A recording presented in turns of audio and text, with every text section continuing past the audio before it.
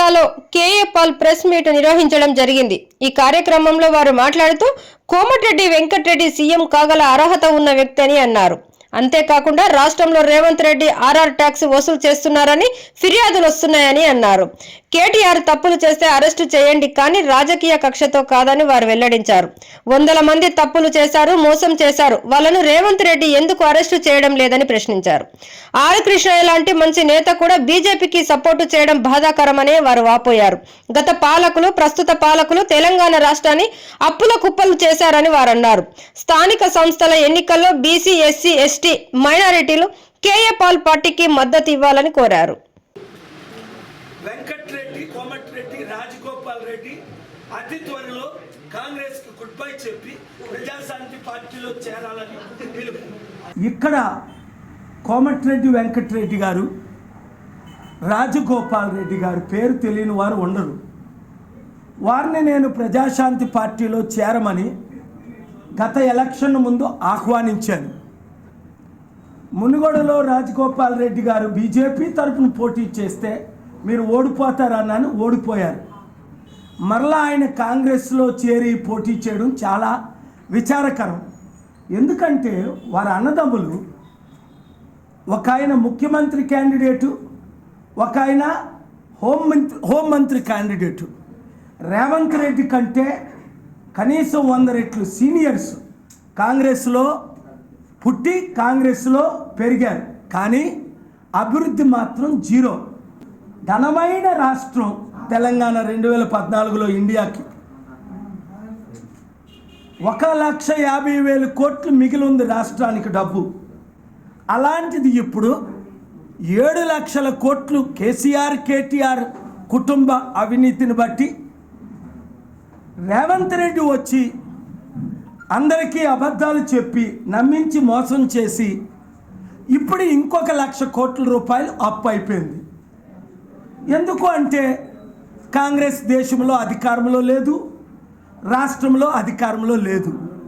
ఇంకొక ఆరోపణలు ఏంటంటే రేవంత్ రెడ్డి విషయంలో ఆర్ఆర్ ట్యాక్స్ అంటే రేవంత్ రెడ్డి ట్యాక్స్ అని చాలామంది నాకు మెసేజ్లు, అనేక సలహాలు ఇస్తున్నారు. ఎవరైతే డబ్బులు ఇవ్వట్లేదో వాళ్ళ బిల్డింగ్లు కూర్చుతున్నారు, ఎవరైతే డబ్బులు ఇచ్చారో వాళ్ళ బిల్డింగ్లు కూల్చట్లేదని ఒక ఆరోపణ.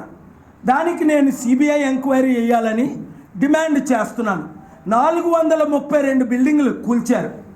తెలంగాణ హైకోర్టులో నేను వాదనలు వినిపించి 5 సార్లు ఆర్డర్ తీసుకొచ్చాను. ఏమని? డ్యూ ప్రాసెస్ లేకుండా భూములు ఎవరు కబ్జా చేశారు, ఎవరు పర్మిషన్లు ఇచ్చారని చూస్తే 100 మంది. మరి వారిని ఒక్కరిని కూడా అరెస్ట్ చేయకుండా ఈరోజు కేటీఆర్ అవినీతిని మీరు ఎత్తి చూపి అరెస్ట్ చేస్తున్నారు. ఆయన అవినీతి చేస్తే మీరు అరెస్ట్ చేయడం ఖాయమే. కానీ ప్రజలేమంటున్నారు? 1000 కోట్లు భూములు దోచుకున్న వాసవి కన్స్ట్రక్షన్ వాసవిని ఎందుకు అరెస్ట్ చేయట్లేదు? అలాంటి వారు 100 మంది రియల్ ఎస్టేట్ వాళ్ళు ఉన్నారు, ఒక్కరిని ఎందుకు అరెస్ట్ చేయట్లేదు? 100 మంది పర్మిషన్లు ఇచ్చారు ఐఏఎస్, ఐపీఎస్ ఆఫీసర్లు, వారిని ఎందుకు అరెస్ట్ చేయట్లేదు? ఒక భూమి కబ్జా చేసినప్పుడు అవినీతి, ఆ భూమిని ఇంకొకరికి ట్రాన్స్ఫర్ చేసినప్పుడు మంత్రులకి అవినీతి, దానికి బిల్డింగ్ పర్మిషన్ ఇచ్చినప్పుడు అవినీతి, వాటర్ పర్మిషన్ ఇచ్చినప్పుడు అవినీతి, కరెంటు పర్మిషన్ ఇచ్చినప్పుడు అవినీతి. మరి ఇంజనీర్లని, బిల్డర్స్ని, కన్స్ట్రక్షన్స్ని 1000 మంది ఉన్నారు. వాళ్ళని ఎందుకు ఒక్కరిని కూడా రేవంత్ రెడ్డి తమ్ముడు 1 ఇయర్లో అరెస్టు చేయలేదు? రోడ్లు భవనాల శాఖ మంత్రి ఇలాకాలో రోడ్ల దుస్థితి ఘోరాతి ఘోరంగా ఉన్నదని ఒక టెక్స్ట్ పెట్టారు. కాంగ్రెస్ పాలన ఎలా ఉందో చూడాలంటే దేవరకొండ నుంచి నల్గొండ వరకు రోడ్డు మార్గాన్ని వెళితే అర్థం అవుతుంది. నేను వెళ్ళాను కనుక నాకు అర్థమైంది. వర్షం వస్తే పడవలేసుకొని వెళ్ళాల్సిన దుస్థితి వస్తుంది. నిన్ననే అంటే మొన్న గడియారం సెంటర్లో అనుమతి లేని ఇసుక లారీ లోపలికి ప్రవేశించడంతో ప్రమాదం జరిగింది. ఒక యువకుడు బలైపోయాడు. ఔటర్ రింగ్ రోడ్డు ఏర్పాటు మాటల్లోనే కానీ చేతల్లో లేదు. గత ప్రభుత్వంలో టీఆర్ఎస్ పాలనలో నల్గొండలోని రోడ్లు తప్ప పేదవాని బతుకులు మారలేదు. దత్తత తీసుకున్న కేసీఆర్ నల్గొండను డెవలప్ చేస్తా అన్నాడు, చేయలేదు. దత్తత ఊసే ఎత్తలేదు. తర్వాత 20 సంవత్సరాల నుంచి ఎమ్మెల్యేగా మంత్రిగా పనిచేసిన కోమటిరెడ్డి వెంకటరెడ్డి నల్గొండకు చేసేది ఏమీ లేదు. మొన్న ప్రారంభించిన మెడికల్ కళాశాల గత ప్రభుత్వం శంకుస్థాపన చేసింది. ఇలాంటి రిపోర్ట్లు నేను చదివితే మీరు ఊహించలేరు అలాంటి పరిస్థితి. ఇంకా ఫ్లోరైడ్ల గురించా, బాధితుల గురించా? నేను 30 సంవత్సరాల నుంచి మాట్లాడుతున్నాను. నల్గొండ 30 సంవత్సరాలకు పైగా ముందు నుంచి వచ్చాను. 81 నుంచి హైదరాబాద్ని 100 కంపెనీలు తీసుకొచ్చాను. కానీ మనకి రాజ్యాధికారం ఎవరు? రెడ్ల పాలనే జరుగుతుంది. 5% ఉన్న రెడ్లు 12 మంది ముఖ్యమంత్రులు అయ్యారు. మనము బీసీలో 60% ఉన్నాం. తెలంగాణలో కానీ ఆంధ్రాలో కానీ మనం ఎందుకు ఒక్కడు కూడా ముఖ్యమంత్రి కాలేదు? కాంగ్రెస్ వాళ్ళు ఒక్కడిని కూడా ముఖ్యమంత్రి చేయలేదు. కేసీఆర్ ఒక్కడిని కూడా వెలమలు 1% ఉన్నోళ్ళు 2 ముఖ్యమంత్రులు అయ్యారు. కానీ ఒకడు కూడా ముఖ్యమంత్రి ఎందుకు చేయలేదు? వాళ్ళు చేయరు. ఆర్ కృష్ణయ్య లాంటి మంచి బీసీ లీడర్సే వీళ్ళకి బానిసలైపోతున్నారు. బీజేపీకి బ్రాహ్మణ పరిపాలన, నేను వ్యతిరేకని కాదు ఆర్ఎస్ఎస్ బ్రాహ్మణులకి, కానీ వాళ్ళు వాడుకున్నది 2-3 కులాలే తప్ప బీసీ నినాదం లేదు, బీసీలు వాడుకోవట్లేదు.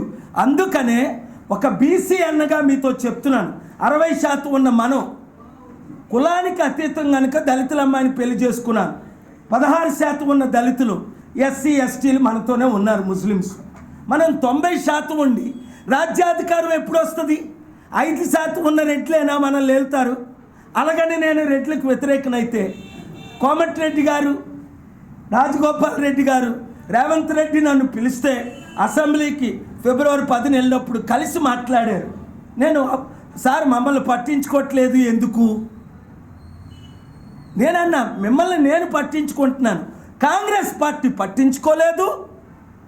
నిన్న కాక మొన్న చేరిన తెలుగుదేశం పార్టీ రేవంత్ రెడ్డిని ముఖ్యమంత్రి చేసినప్పుడే మీకు తెలివితేటలుంటే రాజీనామా చేసి ప్రజాశాంతి పార్టీలో చేరి మీరు గెలుస్తారని మీకు తెలుసు. అభివృద్ధి నేను చేయగలనని మీకు తెలుసు. అప్పులు నేను తీర్చగలనని మీకు తెలుసు. నిరుద్యోగ సమస్య నిర్మూలన చేయగలనని మీకు తెలుసు. రైతులకు రుణమాఫీ చేయగలనని మీకు తెలుసు. కన్నీరు తొడవగలనని మీకు తెలుసు. కానీ మీ ఆ పనికిమాలిన పార్టీ సోనియా గాంధీ లీడర్షిప్లో కాంగ్రెస్ పార్టీ సర్వనాశనం అయిపోయింది. కనీసం రాహుల్ గాంధీకైనా ఆ పార్టీని అప్పచెప్పదు, ప్రియాంక గాంధీకైనా ఆ పార్టీని అప్పచెప్పదు. 80 సంవత్సరాలను సోనియా గాంధీ దాదాపు ఇంకా నిలబడలేకపోయినా నడలేకపోయినా ఆవిడే నడుపుతుంది. కనుక కోమటిరెడ్డి వెంకటరెడ్డి తమ్ముళ్ళు రాజగోపాల్ రెడ్డి వినండి, మీరు నిజంగా నల్గొండ ప్రజలను ప్రేమిస్తే మీరు జనవరి 21, 25, 29 జరగనున్న సర్పంచ్ ఎలక్షన్లో మీ తరపుని నా తరపుని ప్రజాశాంతి పార్టీ సర్పంచ్లు గెలిపించండి. 100 రోజుల్లో అభివృద్ధి చేసి చూపిస్తా, 78 సంవత్సరాల్లో లేనిది. అంతే, మీ ఓట్లు మీకు వేసుకోండి, మీ సర్పంచ్లు మీరు గెలిపించుకోండి. ప్రజాశాంతి పార్టీ మద్దతుతో దేశంలో సోనియా గాంధీకి బుద్ధి వస్తుంది, రాష్ట్రంలో ముఖ్యమంత్రికి బుద్ధి వస్తుంది. మీ సత్తా మీ నల్గొండ ప్రజలకు చూపించండి. మన బీసీ ఎస్సీ ఎస్టీలు గెలిపించండి. మీరు నిజంగా ఇద్దరు అన్నదమ్ములు కులాలకు అతీతం అయితే బీసీలను నిలబెట్టండి, మేము 60% ఉన్నాం. దళితులను నిలబెట్టండి, మేము 16% ఉన్నాం. ముస్లిం క్రిస్టియన్స్ నిలబెట్టండి, అగ్రవర్ణంలో ఉన్న వాళ్ళకి కూడా అవకాశం ఇద్దాం. అంబేద్కర్ ఆశయాలు నెరవేర్చుదాం. Thank you very much.